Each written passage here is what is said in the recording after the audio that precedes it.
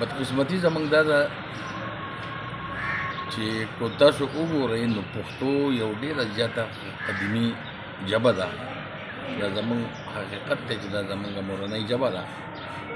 که وګورئ نو د هندوانو ژبه هندي ده، د ګوجرانو ژبه ګوجرو ده، د پنجابیانو ژبه پنجابي ده. خو که تاسو وګورئ نو په دغې کې به تاسو ته مقصد دا دی داسې قدیمي کتابونه یا تاسو ته داسې سمواد میلاو نه شي لکه کوم چې په پښتو ژبه کې دي.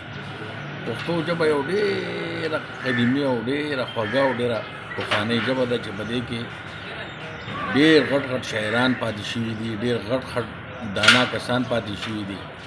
خو زموږ بدقسمتي دا ده چې زموږ حکومتونه چې راغلي دي نو هغه که زموږ د پښتونخوا حکومت هم راغلی دی، هغې هم دې ژبې له څه تقویت نه دی ورکړی.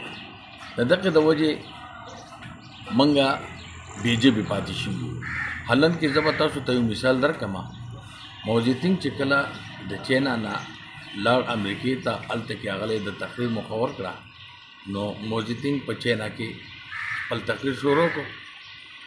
نو چا ورته وویل چې یاره ته انګریزي نو هغه وایي زه چاړه نه یم، موږ چاړهګان نه یو، زموږ ژبه شته. حالن کې موزیتینګ په انګریزي کې دومره عبور حاصل و چې هغه به په انګریزي کې ریکارډونه ویګانې به یې وي.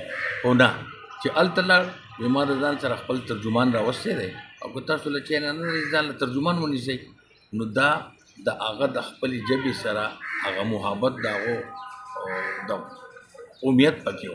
زموږ بدقسمتي دا ده چې زموږ دلته کې ډېر لوی لوی خلک پاتې شوی دی، خو بیا هم د هغې باوجود زموږ په پښتو کې پکار دا ده چې دا ایم بي بي ایس موږ کوو. لکه دا ایم بي بي ایس به موږ په پښتو کې ښه کولی شو، خو دا به موږ په انګریزي کې ښه کولی شو. نو ولې چې په دې کې په پښتو باندې زموږ عبور حاصل دی، موږ ته په پښتو کې هر نمونه خبر راځي، هر څه راځي.